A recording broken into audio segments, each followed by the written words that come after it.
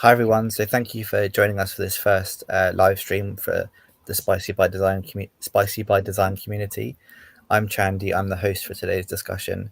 We're going to be talking about accessibility in the workplace. So I've got an amazing panel today with me: Holly, John, and Terry. We're going to quickly go around, do some audio descriptions and introductions, just so that this can be accessible as possible. So I'm Chandy. I'm a white male. I've got a ginger beard, short brown hair. I'm wearing a black polo top. On the wall behind me is some pictures hanging up. So I'm going to go around the panel now and ask them to do the same and talk about their business and what they do. So starting with John. Yep, hi, I'm John. I am an accountant by trade. I run a business called Finance Project. I'm a white male. I have glasses. I'm balding, unfortunately, but such is life. In the background of my room, I have a very kind of bright, almost kaleidoscopic background in my room. And I'm 44 years old, so I'm probably if you could draw a picture of a stereotypical accountant, that would be me. Thanks, John. Holly. I'm Holly. I run an Instagram website called Work From Home Jobs Just For You. I'm white, female. I've got long blonde hair. You can't see it here, but I'm incredibly short. I'm just 5 foot. And I'm in my room with my grandma's vase behind me and wooden furniture. And I'm wearing a white stripy top. Thank you, Holly. And Terry. I'm Terry. I am a black female with short black hair. I've got a khaki green vest top on, and my background is a cream stone wall. I run a charity called Talks for MS, and we are a big brother stroke big sister platform. We provide resources for people with multiple sclerosis and invisible disabilities. Amazing. Thank you all for doing that. So I figure we just jump straight into the conversation. So my first question to kind of the panel is, what does access or accessibility mean to you personally? And how has that meaning evolved with your work and your creative practice? So if we start with you, Terry. So I think to me, accessibility, and it might go against what everybody believes, but that's fine. Accessibility almost means freedom.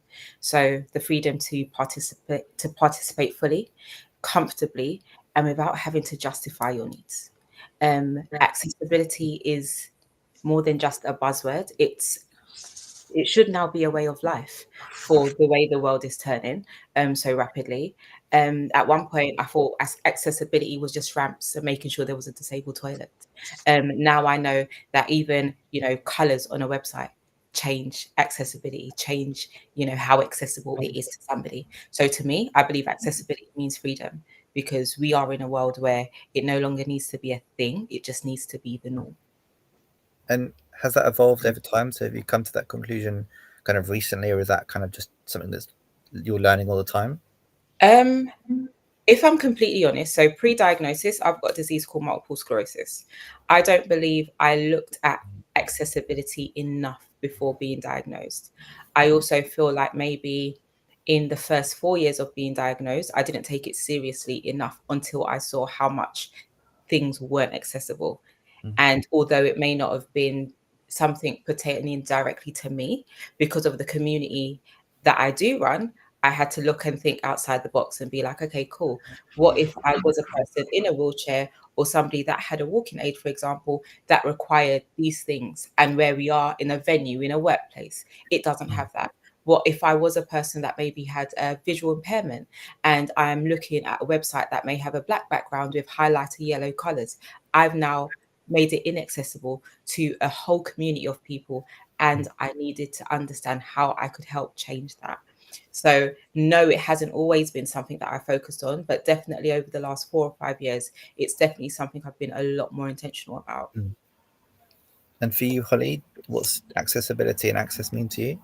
Well, much like Terry said, the sort of physical side of things like ramps and subtitles and extra things. I've worked as both a teacher and in teaching primary school and in a very sort of out there media startup company. And I think it's about having the ability to participate fully without having to sort of disguise parts of yourself to feel accepted or competent. It's quite personal to me because I have epilepsy. And when I was working for this really lovely company called vouchercodes.co.uk, it wasn't that they didn't accommodate, but there was a feeling of sort of worry about me because they were aware of this epilepsy and that I could have a fit at any time. And it sort of instantly cancelled me out for promotion because I had this sort of fragile exterior, whereas I'm not actually fragile. And if we base it on the work itself, my work was as good as everyone else's. And it wasn't even done purposefully. It was sort of done with kindness, but it's sort of an invisible exclusion by the fact that you're not necessarily going out for work drinks, you're not going on the team holiday. And making things more accessible, I think, it should be sort of not needed to be talked about so much. It should be sort of like in sort of involved in the current practice, and it should be embedded in how we treat people, and how we define success should be changed, and how we create space for brilliance in all its forms, not just the ones that are sort of packaged nicely in a nice healthy mold. So for me, I think lots of things need to change, but I think attitude is probably the most important thing. Thank you. John? Yeah, it's evolved massively for me in, say, the last kind of 18 months. I'm recently self-diagnosed with autism. I have 3 children. My youngest is 12. He's autistic. He's not in school. And our eldest, off the back of that diagnosis, kind of came to us and said, I think I'm also, autistic. And I was like, there's no doubt in my mind that that's the case. So the last 18 months for us have been a bit of a whirlwind. So previously, accessibility for me, very naively, would have been the physical access that we were talking about, ramps and things like that, and probably not really giving it much more thought. It's only been through going through this process with the kids, and then obviously recognizing in myself that I'm also autistic, that a lot of things have come to light, and it just makes me think and question a lot. We're talking about colors on websites. It could be fonts. All of the things that I think about now that I just used to just dismiss or take for granted, not only for myself, but also for people that I work with. And I think that's probably the biggest kind of eye-opener I've had, is trying to now understand it and see it from other people's viewpoint, that it could be colors on walls. It could be the air conditioning.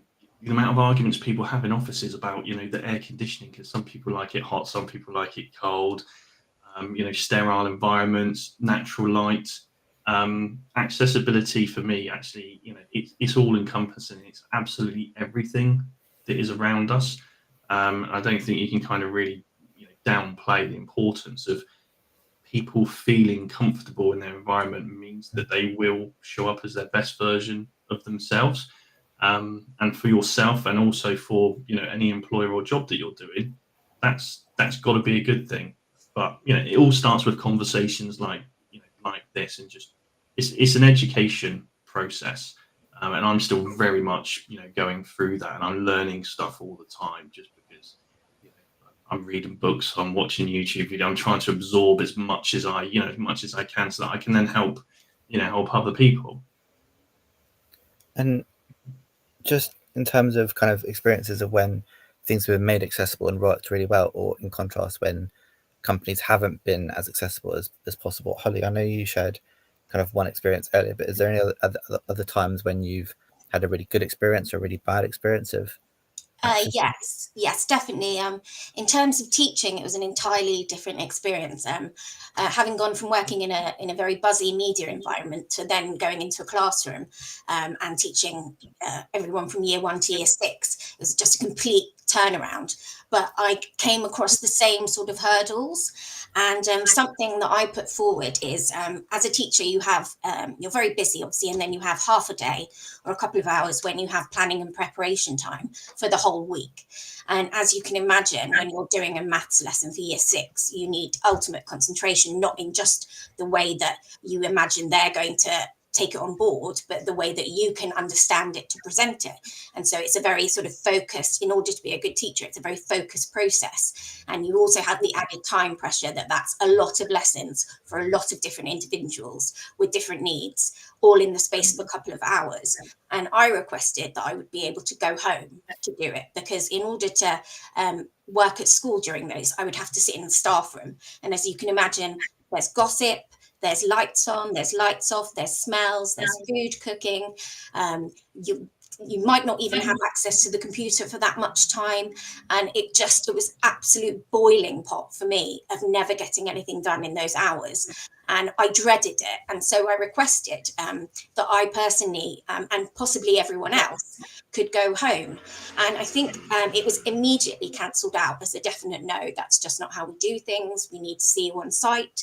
And I tried to explain, I said also the fact that while I'm in school, I'm worrying about the children, because I know a lot of them were very sensitive to the fact that I wasn't in the classroom. And so because I was on school property, they'd be walking past, they could see me, and it was difficult for them as well. And it just seemed like one of those things that was so easy to understand, to put your mind in the mind of a teacher and say, actually, we trust you enough to go home and complete the work, because it almost felt like a complete lack of trust that what did they think I was going to do with my couple of hours. And I worked as a teacher for 7 years, and I brought it up continuously every year. And that was something that I just couldn't get my head around. I couldn't understand why they didn't see that this was beneficial for everyone. And their excuse was, if we let you, we have to let everyone. And for me, it just didn't make sense. So that's something that I was really disappointed by. And I clarified when I left that one of the reasons that I left is because I didn't feel accommodated for.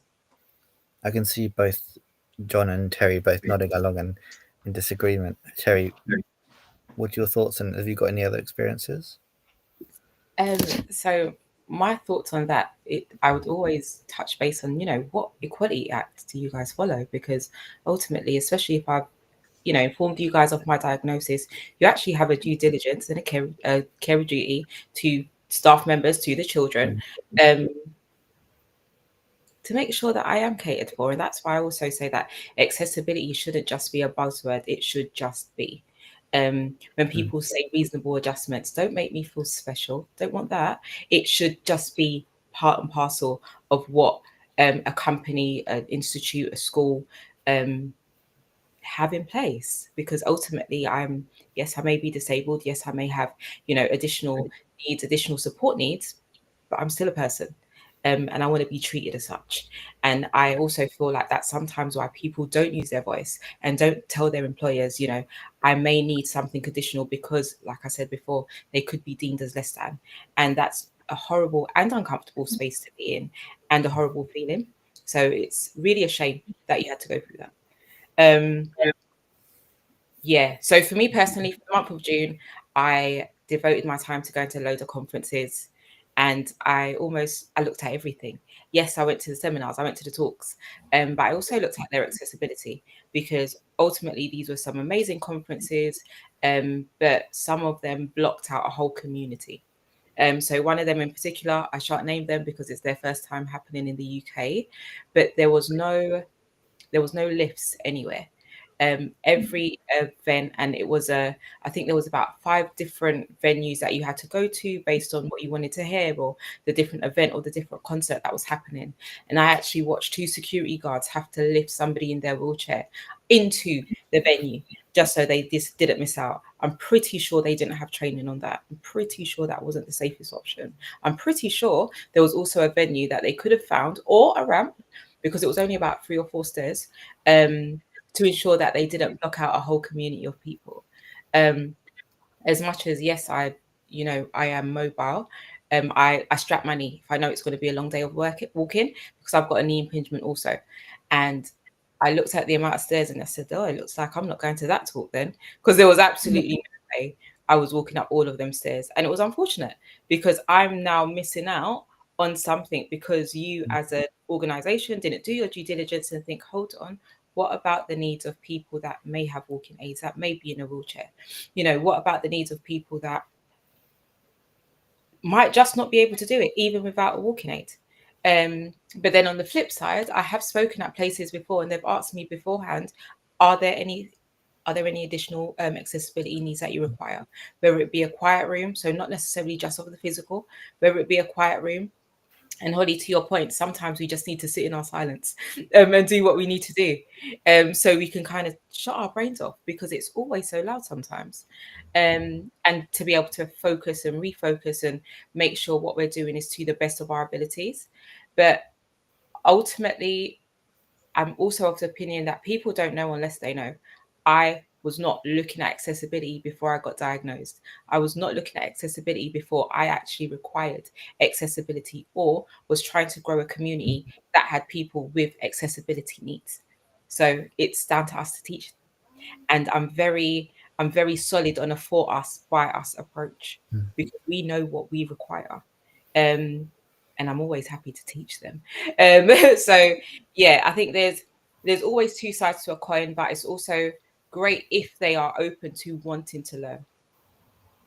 I think that's really important. And I think something I'm picking up on it is that belief in just like people that are disabled or that have impairments, because I think, I don't know if you feel this at the moment, but with the media and kind of the conversations around disability benefits and stuff, like there was an article in the news recently about a Tory peer who said that if he can work because he's disabled, then no one has an excuse.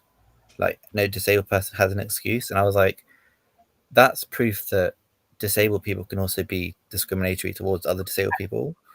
And there's a kind of belief that there's more disabled or there's less disabled. And like there's whereas my belief is that if you're disabled, you're disabled. And if you make those adjustments and you make things accessible, it doesn't just help us as disabled people and neurodivergent people, but it helps everyone, because it's making the process easier, it's making buildings more accessible and stuff.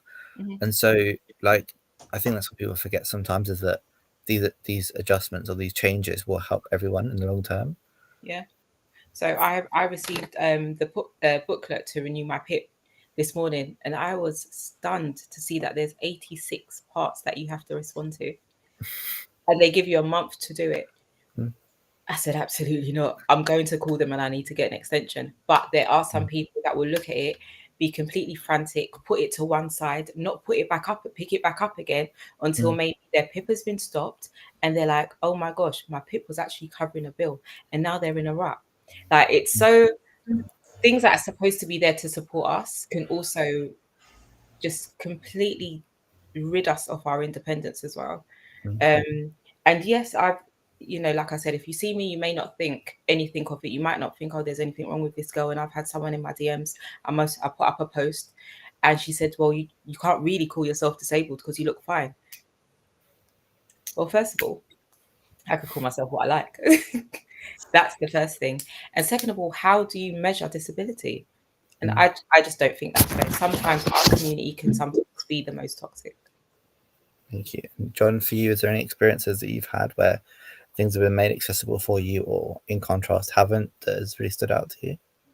Yeah, I think just to pick up on a couple of points there, particularly what Terry said, is like you don't know what you don't know, right? And you're not going out there looking for stuff. And I've certainly noticed since the kid's diagnosis that I'm just so much more aware of my surroundings and everybody that's kind of in and around me and what they might be thinking or feeling. So the more conversations we have and the more we educate people, then hopefully we'll start to move that dial. But there's a couple of things I can think of particularly.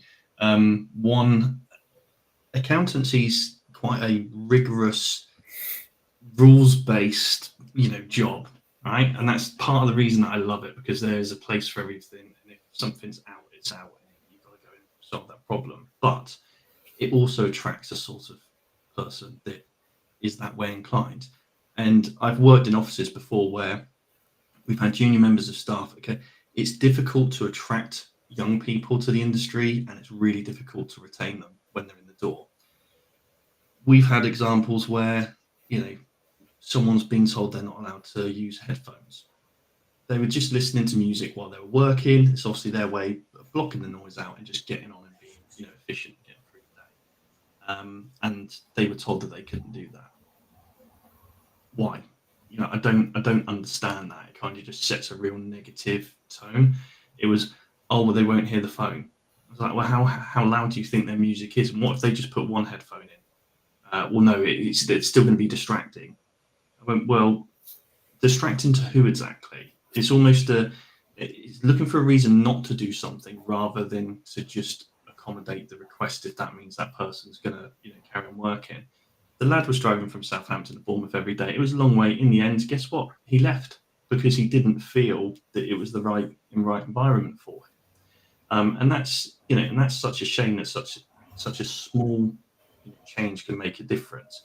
And I think that's one of the things I notice is when we talk about accommodations, allowances, things like adjustments, reasonable adjustments, most of these things are just common sense that actually benefit everybody. You're not discriminating against anybody by making these adjustments. The large majority of things I look at, I just kind of think, do you know what? That would be better for everybody. Mm-hmm. So rather than trying to find reasons not to do these things, we should be looking at why we do things in a certain way to start off with. But I think probably the biggest issue we've had at the moment is my eldest is 19. The recruitment process, trying to get somebody a job when they have to fill in all of these online forms, asking them questions about things that they've never experienced. If you're autistic, you might struggle with putting yourself in a position and thinking about something logically. If you're asked about a fictitious scenario, for example, or asking someone what size shirt neck they need when they haven't even got, an interview yet. A bit like Terry was saying with the PIP form, it's 86 sections long. Yeah, this is incredibly hard for anybody to do, let alone if you struggle with accessibility. So again, it just feels like we need to remove some of the barriers that have been put in place. And if I'm being perfectly honest, a lot of the barriers that have been put in place are to make the recipient's life easier, but we've completely negated and forgotten about the person that's on the other side of this process. They're the ones that actually need the help and assistance. And with the amount of tech and software we've got available to ourselves today, we should be making a much, much better fist of making things easier for everybody. Thank you. I think one thing I've found, particularly for myself, since I've started self-diagnosing with autism and ADHD, is that I've been more self-compassionate and I've understood what my access needs are a little bit better. And things like using a walking stick on days when I'm really struggling with my mobility. Whereas before I'd be kind of internalizing that ableism. I'd be like, you're going to get stares, you're going to get looks if you use a walking stick. And the same for kind of my neurodivergent side. Like if I need time or if I'm going to struggle or I need someone to repeat things or have an email kind of summary after a conversation as a reasonable adjustment, like those things I've been more confident in voicing and asking people for when I need them. So how do you balance your access needs with kind of limited time, resources, and kind of the belief that other people have around your disability? I'm going to come to Terry first. Honestly, I don't always balance it. And when I do try to, it can be deemed quite difficult. And I can be quite an avoidant person, so I can run away from it. But then I've also learned that sometimes doing something is better than doing nothing. I try to be as transparent as possible. I try to say, listen, I may need a quiet space just to kind of, shut off all of the additional noise that's happening around me. I may not be able to walk up and down the stairs. So if there's a space where it's either ramp proof or on the ground, that will be also my preference. And I feel like sometimes small changes, like sending in information in advance, a lot of the times, like even when you go to events, for example, they ask you beforehand, and it's always good to just let them know. And I don't know, maybe just checking in. Sometimes people just asking you outright without, going around the rings and roundabouts. But ultimately, trying to say, how do I balance it? I'd be lying if I did all the time, because that's just not realistic. Trying to do so many other things. I'm a mum as well. I've got I've got a 16-year-old who literally just finished his GCSEs. I didn't know how I balanced that. So trying to balance access needs is also very, very hard when you're doing it for yourself, when you're trying to do it for a community, because everybody can be coming at with you with all different things that they need. And it's just like, but I'm just one person. So it's almost trying to find out, not necessarily what's important, but trying to cover everything in the smallest, or trying to cover everything. So if it's physical needs, if it's quiet room needs, if it's sound needs, if it's visual impairments needs, trying to make sure you've got a BSL person there, trying to ensure you've got space so people can be on the ground. But ultimately, sometimes when you're trying to think of everything at once, and that's only because I do events, trying to think at everything at once can be a bit of a mind tizzle. So it's a constant struggle. That's just the be all and end all. It's a constant struggle. I can see John agreeing with you. Yeah, I think it's just general in life when people talk about work-life balance, and I've just started saying there is no such thing as work-life balance. There's just balance. You just have to, kind of cope and deal with things as best you possibly can. I think since the kid's diagnosis, you mentioned it a moment ago, Chandy, I've been a lot more kind of patient, understanding, caring. Before, us probably none of those. If you ask my kids, to be fair, they would say it was just a wall. Whereas now I can understand their requirements a lot more. There's less waffle. I think that's how I balance it. It's just I just cut through the crap. It's like what do you need? What do you need from me? What will help? What will make things easier, rather than kind of just going around in circles about things. So just being a bit more. I mean, I was direct before. I'm even worse now than previously. But it's because I've also accepted the fact that for me, it's been an attitude and a mind shift change for myself, to cut myself some slack and stop beating myself up about the horrible person that I thought I was before, because I wasn't, kind of in line with the norm of what was kind of maybe my own expectations of what I should have been, how I should have been, presenting to the outside world. So I think in cutting myself a bit of slack, it's just made me a lot better in terms of understanding other people and dealing with their issues and helping them where I can as well. It's never ending. It's constant. You have good days and bad days. I've just been out of the office for 3 days. While I've been out, all I've been thinking about is just catastrophizing every situation humanly possible to mankind, which means now I'm back in the office today. I'm just absolutely drained, and I know I've got a pile of stuff to do, and I'm looking at it and I'm just thinking, I just can't deal with that right now. But what I'll probably do is cut myself a bit of slack this afternoon, and I'll sit down this evening and do it, because I find for me, I don't mind getting up early. I don't mind working late. I don't mind doing Saturdays and Sundays. I will always meet the deadlines that I've set for myself and for others. But it just means I don't weld myself to my desk Monday to Friday, 9 till 5, because I just can't cope with that. So in terms of energy and resources, that's what I do. I just accept the fact that I work when I'm in the right mind to work, and when I'm not, I just need to go and find something else to do. And it's not the end of the world. I saw a TikTok, and it was someone saying that sometimes I tell people I'm going for a meeting when really I'm going for a nap. And I so connected with that, because I was like, I have had times when I've just been exhausted, and because I've been worried if I just say I need to go for a nap because of my health and because of my OCD and my racing thoughts just tiring me out, that they're going to judge me. So I just say I've got a meeting, when really I'm asleep and I'm enjoying my rest time. I used to do that when I had an office and I had staff, and I'd be out for a meeting, and the idea of driving past my house to go to the office to deal with everyone else's stuff for the rest of the day, I'd phone in sick. I'm not feeling very well. I'm going to work from home this afternoon. And the weird thing is, it was my business, and I felt that I had to make excuses for not being, in that environment. And it did get to points where sometimes there'd be whole days where I would just pretend I was ill so that I didn't have to go into the office. It's awful that you can get yourself into that place. but thank you for sharing. And Holly, I can see you agreeing. Yeah, definitely about the nap thing, and also the phoning in sick, because we had a system at our school where you weren't allowed to just email or text. You had to phone up in the morning of being ill and explain all your symptoms and really prove that you were ill. And you would also get quite a lot of backlash being like, are you sure? Are you sure you're that ill that you can't come in and look after 30 children? Are you sure?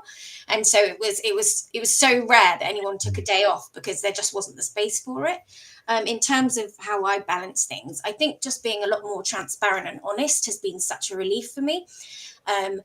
I think I have a sister who's autistic, and it's very visual. So it's very, it's apparent that she's autistic.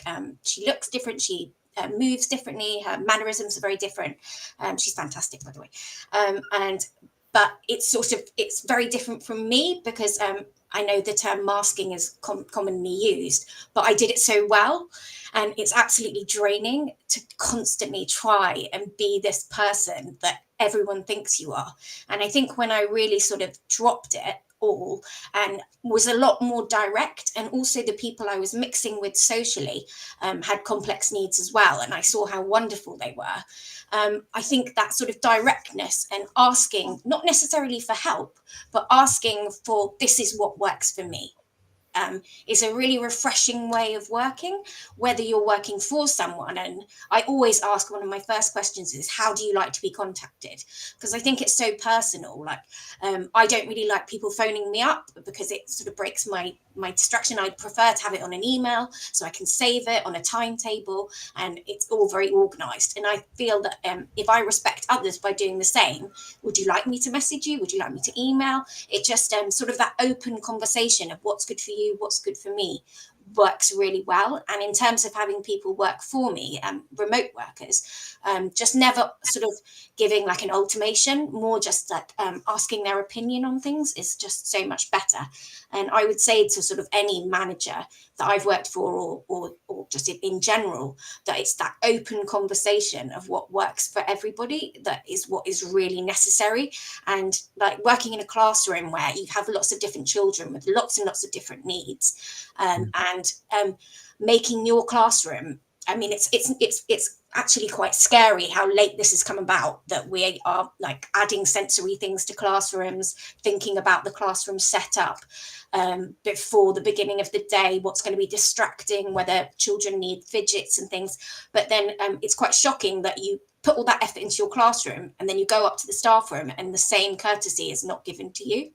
And so for me, yeah, I agree totally with what John and Terri were saying, that I don't always get the balance right. But I think it's having confidence in yourself and being kinder to yourself. Like, don't talk to yourself if you wouldn't talk to someone else like that, don't talk to yourself like that. And you get a bit more self-respect, I feel. Thank you.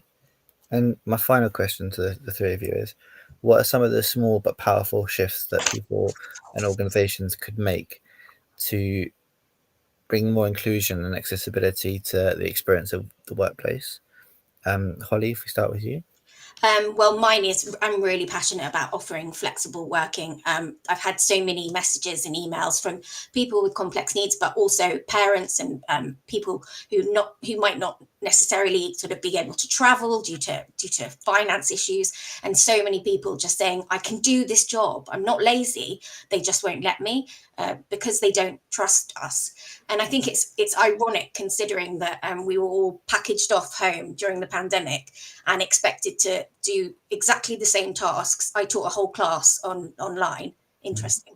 And it was totally okay for us to do that for 2 years. But now we're all being expected, despite the fact that we showed that it's possible, to race back into work, because that sort of hierarchy is what businesses are built on. So for me, flexible situations, remote working, being valued as a remote worker, and sort of ditch that one size fits all idea of how a company should work, and think more about the people behind them making the things happen. Thank you, Holly. Terri? I think to Holly's point, definitely like building in that flexibility. So whether it's hybrid options, rest breaks, different ways to contribute. One of the big things when it was lockdown and, everybody being on Teams, me actually having to say to my manager, there may be times when I'm going to have to turn my camera off. It doesn't mean I'm participating any less, but it's also very much overstimulating. And also, you know, them having that understanding. But like I said, they won't know unless they know. So they also have to be open to, you know, kind of ridding some of that ignorance and learning. I would say asking before assuming. So what do you need to participate fully? Always a powerful question, because you're actually making the person know that I hear you, I want to hear you, and I actually want to take in what you're saying and hopefully make those changes. And then using plain language. It's respectful, not reductive. It doesn't make the person less than if they're not saying words like supercalifragilisticexpialidocious, but instead they're saying, how are you? Because at the end of the day, it's all about serendipity. And again, most importantly, having a for us, by us structure, including disabled voices at the heart of what they're trying to create. You can't create accessibility if you have no accessible needs, because you don't know in its entirety what people may need. And like you said, it's not a one size fits all. There are so many different branches to this tree. And unless you're actively involved or intentionally wanting to find out about these leaves, about these branches, you're just never going to know. Thank you, Terry. And John? Yeah, just so some of the previous one. I mean, the key one for me is the one size fits all mentality.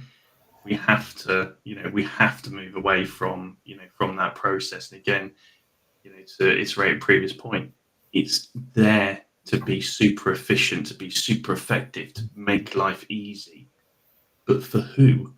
Not everybody. It's super easy for managers and people who own businesses, but they're not the ones day to day doing the job. So I think we need to think more about that, normalizing things during the onboarding process. Make it clear without directly saying to people, what do you need? Just make it evident to them that as a business, you understand accessibility needs. And if you've got things in place, mention it during the interview process. Just tease it out of people. Don't make them feel like a criminal by raising, these things, because it's really hard. You feel on the back foot, like you have to prove that you're better, you're more worthy all of the time. Ollie's mentioned it a few times about trust. It's a massive thing. Yes, we let people work from home during remote working, but even like the big four firms now, they're forcing people, dragging in, kicking and streaming back into the office, and you're going, why? Why are you doing that? You're basically telling those people that you don't trust them to work from home. However, it was perfectly acceptable for a long period of time, and people still got on and did their work. Our kids were doing their homeschooling at that point, and my eldest, it makes me feel sad as a father and an employer, but he said that was the greatest time of his life because he was able to participate, but he was able to turn the camera off and kind of just, let be. He was still doing what was required of him, but then when he had to go back into the school environment, it was chaos. It was awful. So we know we can do these things, right? Because we've done it. It's been proven. So trust is a big factor. And just simple things like, look at what fonts you're using. Terry mentioned, look at the language that you're using. These are really, really simple things that can make a huge difference to people. Being direct in an email, this is what I need you to do by this time, and in the format that you require it. Again, to me, that's just common sense, isn't it? This is what I need you to do your job properly. This is what I require from you. When we do all of this fluffy thing, you're just making it really difficult for people to dig into what is it that I'm actually being asked and required to do here. And I think that the last point for me really on this, particularly around organizations, is stop being scared to get it right. A lot of the things that I feel, I have no evidence to back this up, a lot of the things I feel are employers are so scared to get involved in accessibility because they're petrified of getting it wrong. So instead, they're just doing nothing. And I don't think doing nothing is just not an option. There's nearly 1 million 16 to 24-year-olds in this country out of full-time work and education. I know that some of those will be desperate to be in the workplace, but business owners are petrified that they're going to get it wrong, and so they do nothing, and that's just not good enough. I think that's so true, and I think just from my own experiences of trying to seek work when I left university and stuff, and the kind of perception of my disability and how it would impact on the job role and stuff. And I recently had some other interviews after being made redundant, and they sent me the email like saying, this is the time of your interview, these are the questions that we're going to ask you. And that was such a relief, because normally there's like hype around, you don't need to know the questions because we want the best answer from you, but you're not going to get the best answer from me if I'm anxious and if I'm overwhelmed and don't know what I'm doing. So having that really helped. And in the interview, I got a bit like overwhelmed and started to feel like very hot and sweaty. And they just handed me a sheet of paper with the questions on, so I could also read it as well as hearing it. And those simple adjustments are things that mean I'm going to present my best self without having to mask and without having to kind of hide the fact that I'm neurodivergent and I've got anxiety, OCD, and all these other things. And I think what you said, Terri, around that, nothing about us without us. Like, if you lead with disabled people at the forefront and with staff who either do identify as disabled or maybe don't want to disclose to you that they have a disability, there's no legal requirement to do that. If you do it just as common practice, it makes those people who have a disability but don't want to disclose it feel comfortable, as well as new people coming into the organization. So thank you all for joining me and chatting about it today. In the last like 2-3 minutes, I just want to go around, and if there's anything that you're doing at the moment you want to share with the community, or like what you're doing and a specific project or anything, this is the space to do that. So if we start with you, John. Yes, I think my eyes have been opened, fully in the last X number of months, and the struggles I've found around getting people into employment in what I perceive in accountancy to still be a really good industry for people to get into. It's such a good grounding with skills that can be taken across various jobs. I'm going through the process at the moment of setting up a community interest company called Accounting for Neurodiversity, and the premise is I want to try and help those youngsters that may struggle. And so you don't have to be a maths genius, you don't have to have loads of GCSEs and stuff. What I want to be able to do is to take people and teach them some basic skills around bookkeeping and accounting, and I would love to help them either get into employment, or if they wanted to run their own business, then to help them do that as well. It's still very early days, but with working with my eldest son, I've just seen he leaves the house. He's now sleeping a normal kind of sleep pattern.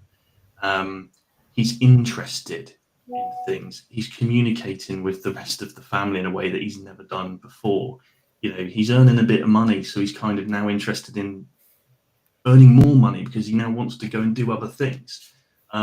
That for me is massively important, that we give people that sense of purpose and pride in what they're doing. So it's just, that's still very early days, but accounting for neurodiversity, that's kind of my big push for the coming next couple of years. Thank you, John. Terri?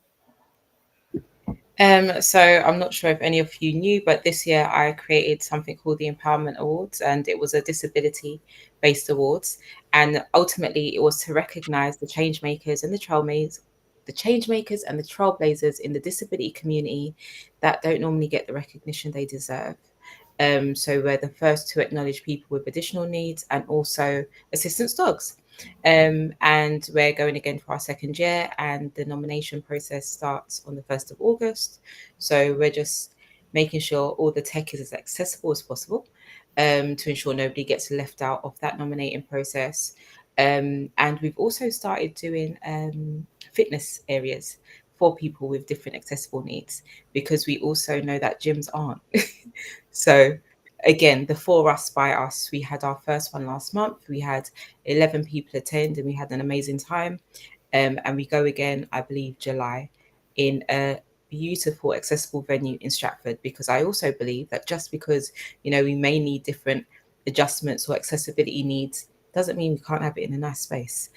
So I've actually gone out of my way to find these spaces and have these instructors that are fully aware of what certain needs may be in and around the disability community to bring that for us. So yeah, that's me. Thanks, Terry. And Holly? So I've obviously got this Instagram called at Work From Home Jobs Just For You, and it sort of came out of being depressed and being miserable after sort of I had so many interviews and so many rejections, and quite personal rejections. A lot of people say I talk too fast, which I do, and also maybe specific questions I answered in a manner that they wouldn't have deemed acceptable for what the position was about, and it would ruin my day. And so I thought, I need a project. I've got to do something. And what I wanted to do was take out the nasty side of it and provide people who need to work either hybridly or remotely with jobs that are accessible to them and suitable for them, and so that they don't have to trail through jobs that they simply would never be able to even interview for. And the other side of it is the fact that I simplify the job description, because as John was saying earlier, you get pages and pages of job descriptions, and just to simplify it into 10 bullet points. And so when they're ready to apply, they can go back to that, and also just be a listening ear. And so I'm going forward, I'm making it into a website, but also a Substack, and to really talk about my failures in my career and the things that I did wrong, because what I'm really passionate about is that people don't have those horrible days and feel like they're the only one who got rejected, and adding a little bit of humor to the situation. That's something I feel really passionate about, because the thought of other people feeling as sad as I did, it really, really doesn't sit well with me. Thank you. And yeah, thank you all for giving up your time to chat with me today. It's been really insightful. I hope everyone watching has found something useful, or can signpost this to someone else who might find it helpful. The next live stream will be in a couple of weeks, and we're going to be discussing PIP. I know there's a vote on this next week, so the content might change a little bit. We might be talking more positively about PIP than not, but I'll share information about the panel and the discussion that we're going to be having closer to the time. But again, thank you to all my guests for today. Please go and follow them on Instagram, LinkedIn. I'll put a comment with all the social media links in afterwards. But yeah, thank you all for joining us.